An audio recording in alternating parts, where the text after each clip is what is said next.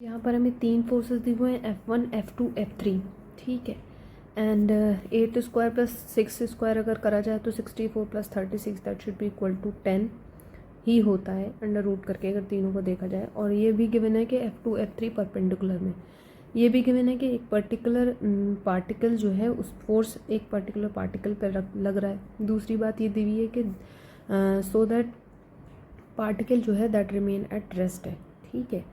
Okay अब तो यहाँ से हमें क्या पता चलेगा कि F1 जो है वो F2 प्लस F3 है, ठीक है। लेकिन दूसरे ही पार्ट पे क्वेश्चन के ये दिया गया है कि F1 को अगर हम रिमूव कर दें तो हमें एक्सेलरेशन फाइंड करके दिखाना है।